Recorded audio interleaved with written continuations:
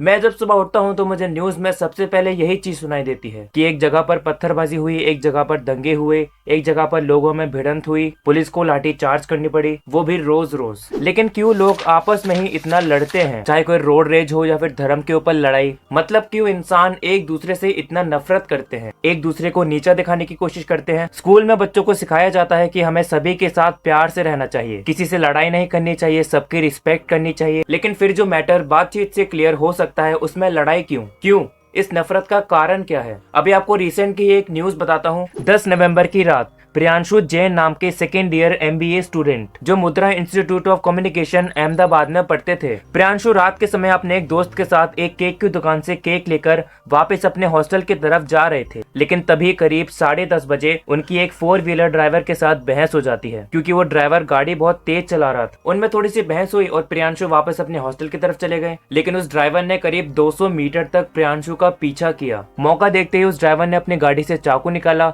और प्रियांशु पर जानलेवा हमला कर दिया। उन्हें तुरंत हॉस्पिटल ले जाया गया, जहां पर उन्हें डेड घोषित कर दिया गया। एंड ये केस अभी भी चल रहा है। अब उस ड्राइवर के दिमाग में ऐसी कौन सी नफरत थी? वो तो प्रियांशु को जानता तक नहीं था, लेकिन उनके साथ ऐसा कर उसे क्या खुशी मिली? वेल, ऐसे ही कई सारे नफरत वाले केस आपको देखने को और सुनने को मिलेंगे। और इस नफरत का कारण क्या है?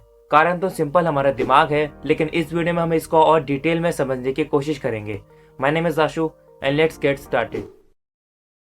तो पहले हम नफरत और प्यार के फर्क को समझ लेते हैं कि नफरत क्या होती है और प्यार क्या होता है। इमेजिन करो आप एक छोटे से बच्चे के पास गए, टॉडलर जो 6 या फिर 1 साल का है। उस बच्चे को देखकर, उसकी क्यूटनेस को देखकर आपके दिमाग में क्या आएगा? वेल, आपका दिमाग फील गुड हार्मोन्स जैसे कि डोपामिन और ऑक्सीटोसिन रिलीज करेगा, जिससे आप प्लेजर फील करोगे और आपका उस बच्चे के साथ प्यार बनेगा, क्योंकि दिमाग कहेगा कि आपको मजा आने वाला है। उस बच्चे के पास जाकर आपको प्लेफुलनेस की फीलिंग मिलने वाली है और ऑक्सीटोसिन प्यार बनाता है, इसलिए हम इसे लव हार्मोन भी कहते हैं। लेकिन दूसरी तरफ आप 15 या 16 साल के टीनेजर से मिलो, क्या उसे देखकर आपका दिमाग इन फील गुड हार्मोन्स को रिलीज करेगा? वेल नहीं, आप न्यूट्रल रहोगे। क्यों? क्योंकि आपके दिमाग ने पहले ही समझ लिया कि आपको उस बच्चे के पास जाकर कोई भी रिवॉर्ड नहीं मिलने वाला और ना ही प्लेफुलनेस की फीलिंग। लेकिन अगर वो बच्चा टीनेजर ना होके थोड़ा और छोटा हो तो आपका दिमाग फील गुड हार्मोन्स को रिलीज करेगा, क्योंकि आपके दिमाग ने समझ लिया कि उस बच्चे के पास जाकर आपको प्लेफुलनेस की फीलिंग आएगी, जिससे आपको मजा आने वाला है कि उस बच्चे के छोटे छोटे हाथ, प्यारे प्यारे आंखें, गोल गोल गाल, चलो इसके साथ खेलते हैं। अब इस एग्जाम्पल से आप ये समझ सकते हो कि आप किसी इंसान को प्यार करते हो क्योंकि उसे प्यार करने के बदले में आपको भी कुछ मिल रहा होता है। जैसे कि लड़का लड़की दोनों एक दूसरे से प्यार क्यों करते हैं? ताकि दोनों की सेक्सुअल नीड्स, प्लेजर नीड्स और रोमांटिक नीड्स पूरी हो। अब आप बोलोगे कि पेरेंट्स भी तो अपने बच्चे को प्यार करते हैं, उन्हें अपने बच्चे को प्यार करने के बदले में क्या मिलता है? तो पेरेंट्स को अपने बच्चे को प्यार करने के पीछे 2 मेन चीजें आती हैं। First biological and second evolutionary. Biologically जब मॉम प्रेग्नेंट होती है तो उनका दिमाग ऑक्सीटोसिन और कई लव हार्मोन्स को रिलीज करता है, जिससे पेरेंट्स और बच्चे के बीच स्ट्रॉन्ग बॉन्डिंग बनती है। और इवोल्यूशनरी बताऊं तो हम इंसान एक सोशल एनिमल हैं, यानी हम हमेशा से ग्रुप्स में रहना ही पसंद करते हैं। और इस ग्रुप में एक पेरेंट का अपने बच्चे को प्यार करना उनके सर्वाइवल को बनाए रखता है, ताकि उनके प्यार और देखभाल से उनका बच्चा सर्वाइव कर सके,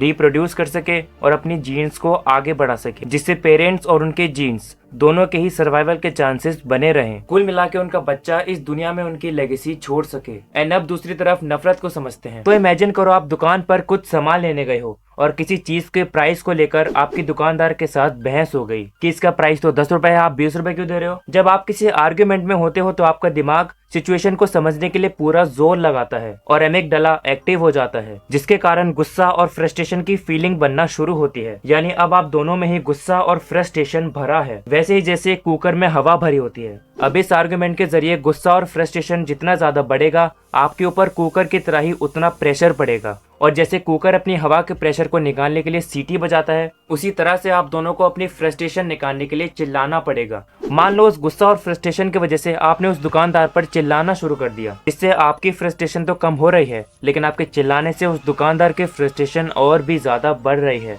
जिस कारण वो भी चिल्लाना शुरू करेगा। अब जैसे जैसे आप एक दूसरे पर चिल्लाना शुरू करोगे, आपका एमिगडाला ओवर एक्टिव होगा और शरीर में कोर्टिसोल रिलीज होगा, जो एक स्ट्रेस हार्मोन है। एंड नाउ यहाँ पर आपके अंदर का असली होमोसेपियन जागेगा, क्योंकि ऐसी फ्रस्ट्रेशन वाली कंडीशन में आपका दिमाग फाइट और फ्लाइट रिस्पॉन्स में होता है, यानी लड़ो या फिर भागो, जो हमारे पूर्वजों से ही हमारे साथ है। फाइट और फ्लाइट रिस्पॉन्स में सिंपैथेटिक नर्वस सिस्टम एक्टिव होता है, जिसमें आपका हार्ट रेट बढ़ता है, बीपी बढ़ता है, ब्लड शुगर लेवल बढ़ता है और आपकी सांसें तेज हो जाती हैं। टोटली आपका दिमाग आपकी बॉडी को रेडी करता है कि आर्गुमेंट में आप दोनों की बढ़ती फ्रस्ट्रेशन से वो सामने वाला यानी वो दुकानदार अगर आप पर फूटे तो आप या फिर भाग सको या फिर फाइट कर सको। और ये सभी एक इवोल्यूशनरी फैक्टर है जो हर जीव में मौजूद है और ये फैक्टर इतना जरूरी है कि ये कभी कभार आपकी जान भी बचा सकता है। ना सोचो कि आपके उस दुकानदार के साथ थोड़ी बहस हुई और आप वापस अपने घर की तरफ चल दिए। घर की तरफ जाते हुए आपके दिमाग में उसी लड़ाई की बात चलती रहेगी, क्योंकि उस छोटे से पास्ट ने आपके अंदर स्ट्रॉन्ग इमोशंस को रिलीज किया था और उस झगड़े ने आपको दुखी किया और गुस्सा भी दिलाया, जिस कारण आपका दिमाग बार बार उसी इवेंट को सोचकर उसे समझने की कोशिश करेगा। लेकिन उस स्ट्रेसफुल इवेंट को आप शायद कभी ना भुला पाओ, क्योंकि आपका दिमाग सबसे दुखी और सबसे खुशियों वाले इवेंट को जिंदगी भर याद रखता है, क्योंकि वो मेमोरी आपके काम आ सकती है। जैसे कि अगर आपको बचपन में किसी कुत्ते ने काटा था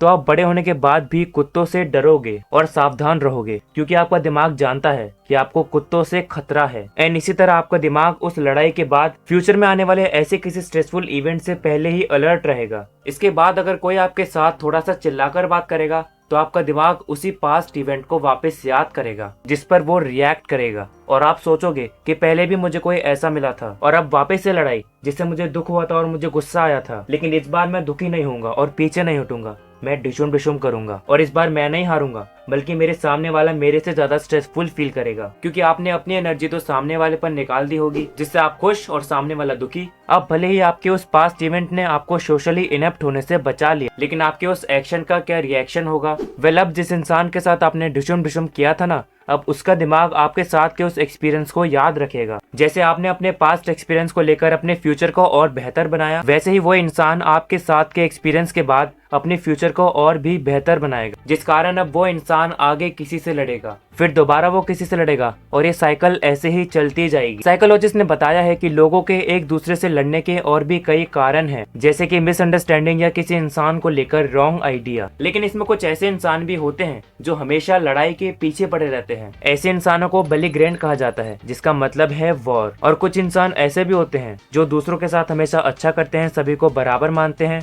जिन्हें हम अच्छा दिल का इंसान कहते हैं। जहाँ बेलिग्रेंट की मेंटालिटी यही होती है कि वो हर जगह पर एग्रेसिव होकर अपना रौब जमा सके। वहीं एक अच्छे दिल वाले इंसान की मेंटालिटी होती है कि वो दूसरों की फीलिंग को समझे कि अगर मैं उसके साथ गलत करूं तो उस पर क्या बीतेगी, या फिर कोई इंसान अगर मेरे साथ ऐसा करेगा तो मुझे कैसा लगेगा। और इसी अच्छे इंसान के एक्ट की वजह से वो साइकिल काफी हद तक कम होती है। वो स्टैनली सर ने कहा था ना कि बदलाव लाने के लिए अकेला इंसान ही काफी होता है। लेकिन आखिर ये नफरत किसी इंसान को इतना जंगली कैसे बना सकती है कि वो इंसान किसी की जान ही ले ले? तो ऐसे किसी स्ट्रेसफुल इवेंट में दिमाग के 3 हिस्सों का मेन काम होता है। फर्स्ट, प्रीफ्रंटल कॉर्टेक्स, जो लॉजिकल थिंकिंग, प्लानिंग और सेल्फ कंट्रोल को मैनेज करता है। सेकंड, लिम्बिक सिस्टम, जो दिमाग का सबसे पुराना हिस्सा है और ये हिस्सा इमोशंस और बिहेवियर को मैनेज करता है, जैसे कि भूख लगने पर खाना ढूंढना, रिप्रोड्यूस करना। एंड थर्ड, एमिगडाला, जो डर, खतरा, फाइट और फ्लाइट रिस्पॉन्स को मैनेज करता है। जैसे ही आप किसी लड़ाई या फ्रस्ट्रेशन वाले सिनेरियो में होते हो, वैसे ही लिम्बिक सिस्टम खतरे को भांपता है। एमिगडाला फाइट और फ्लाइट रिस्पॉन्स ट्रिगर करता है और एमिगडाला और लिम्बिक सिस्टम के सिग्नल इतने ज्यादा इंटेंस होते हैं